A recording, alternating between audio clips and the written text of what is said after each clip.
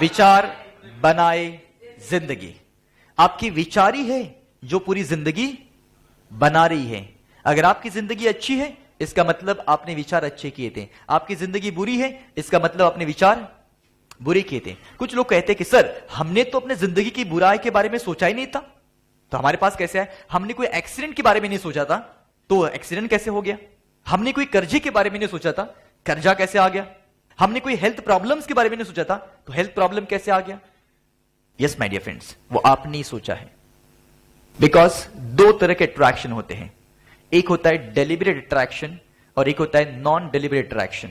मतलब जिसे हम जानकर आकर्षित करते हैं, और एक होता है जिसे हम अनजाने में आकर्षित करते हैं। एग्जाम्पल, मैंने गोल सेट किया कि मुझे ये चीज पानी है, और मैं उसके ऊपर काम करना शुरू किया, एक्शन लिया, और वो चीज को मैंने पाया। वो क्या हो गया? डेलिबरेट अट्रैक्शन, यानी जानकर आकर्षित किया मैंने।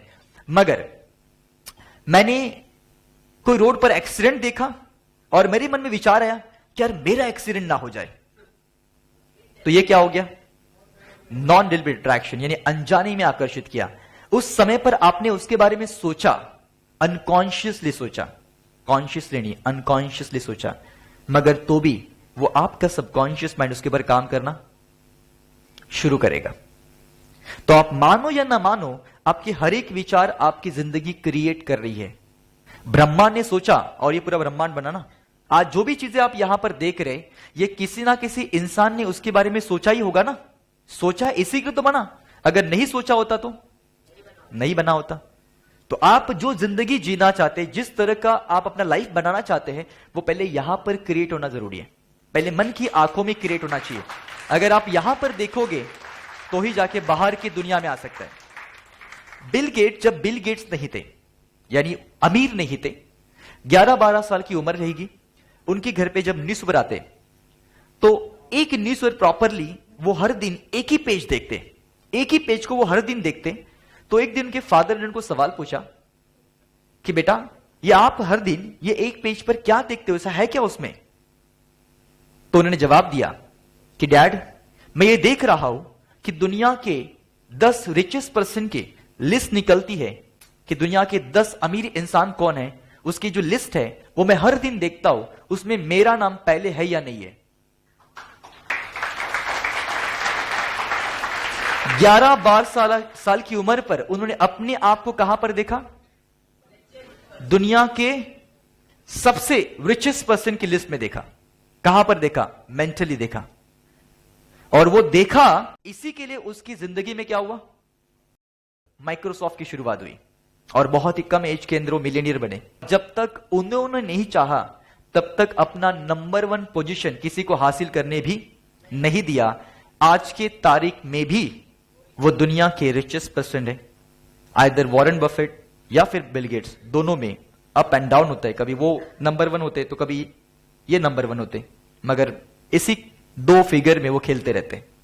और तो भी 2008 में अपनी जिंदगी का जितना कमाई था, उसमें से 80% उन्होंने फाउंडेशन के लिए दिया, डोनेशन में दिया।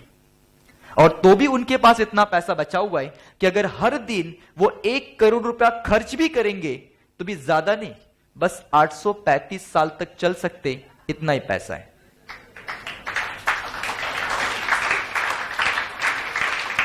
अब नई बाप दादा की कमाई है, नई किसी और की कमाई है, खुद के दम पर कमाया हुआ पैसा।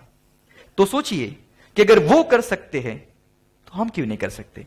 आप सोचेंगे कि सर वो तो डॉलर में कमाए ना, हम तो इंडिया में रहते, इंडियन रुपीस। तो भाई धीरूभाई अंबानी कहां से टपके? वो भाई तो इंडियन ही है ना। एक छोटे से गांव से शहर में आए थे सोचकर कि मैं इंडिया का नंबर 1 बिजनेसमैन बनना चाहता हूं, मैं सबसे अमीर इंसान बनना चाहता हूं।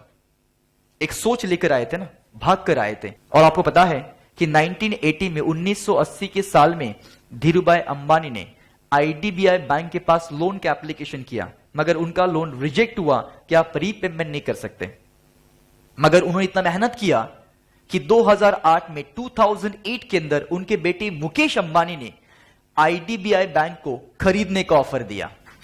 बस वो एटीट्यूड होना चाहिए, वो एक पागलपन होना चाहिए कि मुझे ना कहा। वही ना, एक नेगेटिव एनर्जी जो है ना, एक गुस्से वाली एनर्जी, वो एनर्जी को भी प्रॉपरली डायरेक्शन देना चाहिए। अगर वो प्रॉपरली डायरेक्शन देंगे तो वो एनर्जी क्या कमाल कर सकती है आपको मालूम नहीं है।